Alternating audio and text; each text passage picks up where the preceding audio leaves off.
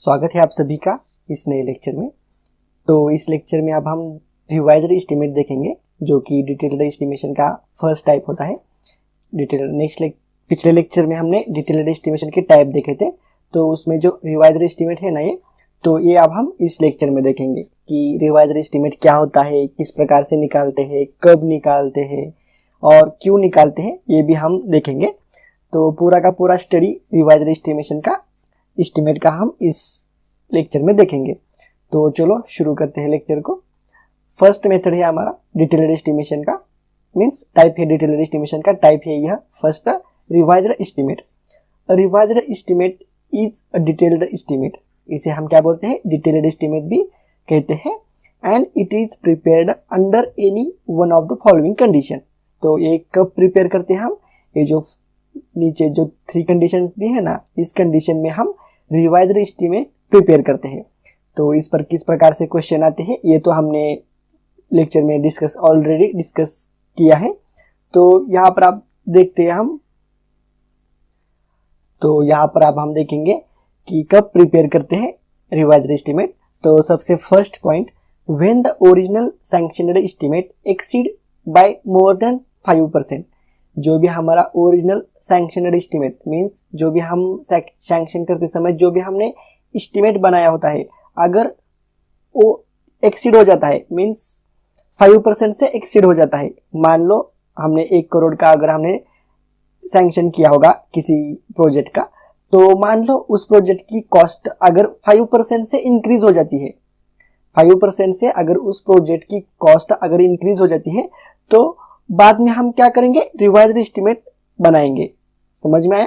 कब बनाते हैं, जब मान लो कोई भी एक चीज है फॉर एग्जांपल, और उसकी कॉस्ट है 100 रुपीज, और अगर बाय चांस हमने एस्टिमेशन कितना किया है, 100 रुपीज का एस्टिमेशन किया है। फॉर एग्जांपल आप यहाँ पर 1 करोड़ भी ले सकते हो, तो आपको इजी अंडरस्टैंडिंग हो, इसलिए मैंने 100 रुपीज का एग्जाम्पल लेके आपको समझाता हूँ। मैंने एक बिल्डिंग का एस्टिमेट निकाला है और उसकी जो कॉस्ट आई है वो आ चुकी है मेरी 100 रुपीज। तो उसका 5% कितना होता है, 5 रुपीज। अगर मेरे बिल्डिंग का जो भी एस्टिमेशन है, अगर उसकी कॉस्ट 5 रुपीज से भी बढ़ जाती है, मीन्स 5% से भी बढ़ जाती है, तो मैं रिवाइज्ड एस्टिमेशन निकालूंगा उसका बाद में। समझ में आया? कब निकालते हैं, when the original sanctioned estimate exceed by more than 5%।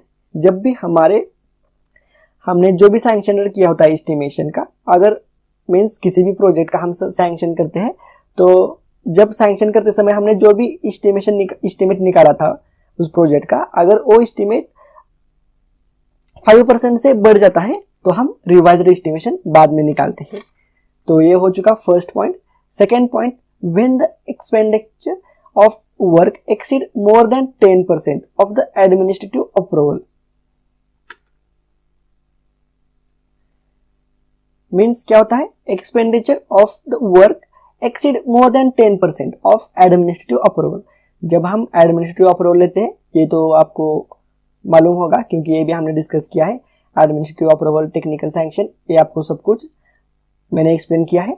तो एक्सपेंडिचर मीन्स जो भी खर्चा होता है हमारे वर्क का या प्रोजेक्ट का, मान लो अगर वो 10% से भी ज्यादा हो जाता है, जब भी हम एडमिनिस्ट्रेटिव अप्रूवल लेते हैं, तो उसके समय जितना था हमारा एस्टिमेशन, अगर उससे भी ज्यादा 10% ज्यादा हो जाता है, किससे, एडमिनिस्ट्रेटिव अप्रूवल से भी 10% ज्यादा आ जाता है, तब हम क्या करते हैं, रिवाइज्ड एस्टिमेट प्रिपेयर करते हैं। ये हो चुका second point.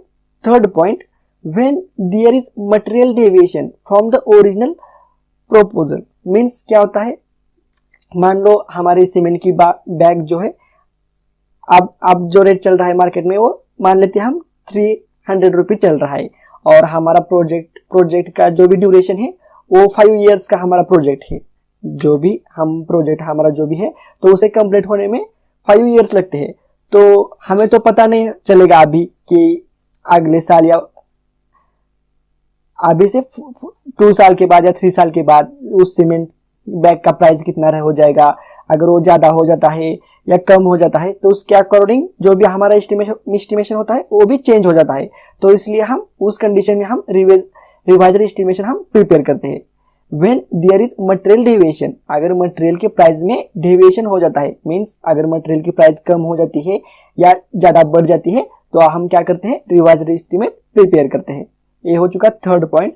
Fourth point, when sanctioned estimate is more than the requirement, means हमारी एक्चुअल प्रोजेक्ट की कॉस्ट जो है वो कम है और जो हमने सैंक्शन, टेक्निकल सैंक्शन जो होता है ना, तो वो करते समय हमने जो भी एस्टीमेट निकाला था वो ज्यादा है, किससे, रिक्वायरमेंट मींस एक्चुअल में हमारे प्रोजेक्ट में जो भी कॉस्ट आ रही है वो कम आ रही है, जो भी हमने एस्टिमेशन निकाला है ना उससे भी कम आ रही है, सैंक्शनड एस्टिमेशन से भी कम आ रही है, तब हम क्या करेंगे, रिवाइज्ड एस्टिमेशन निकालेंगे।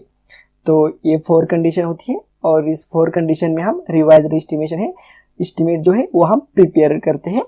आपको तो समझ में आ चुका होगा। And second point, a revised estimate is prepared and submitted for fresh technical sanction, means अगर इस 4 कंडीशन में कोई भी कंडीशन हमारी आ जाती है तो हम क्या करते हैं, रिवाइज्ड एस्टिमेट प्रिपेयर करते हैं एंड उसे सबमिट करते हैं for fresh technical sanction. Fresh technical sanction तो आपको पता ही होगा, एक हाईएस्ट अथॉरिटी हमें परमिशन देती है वर्क करने के लिए, तो टेक्निकल सैंक्शन मीन्स हमें परमिशन लेने के लिए हम रिवाइज्ड एस्टिमेशन का प्रिपेयर करते हैं। अगर इस कंडीशन में हमारा प्रोजेक्ट आ जाता है तो हम रिवाइज्ड एस्टिमेट निकालते हैं और उसे सबमिट करते हैं टेक्निकल सैंक्शन के लिए। तो ये सब कुछ था रिवाइज्ड एस्टिमेशन के बारे में। तो यहाँ पर रिवाइज्ड एस्टिमेट कंप्लीट हो जाता है। जब भी आपको क्वेश्चन किसी भी प्रकार से पूछा जाए, अगर आपको डेफिनेशन पूछी जाए या एक्सप्लेन रिवाइज्ड एस्टिमेट पूछा जाए या पर कंडीशन अगर आपको पूछी जाए तो उन सभी क्वेश्चन का एक ही आंसर लिखना, इस प्रकार से पॉइंट वाइज ही लिखना। तो इस लेक्चर में बस इतना ही रिवाइज्ड एस्टिमेट। तो नेक्स्ट लेक्चर में हम सप्लीमेंट्री एस्टिमेट देखेंगे। तो मिलते हैं नेक्स्ट लेक्चर में।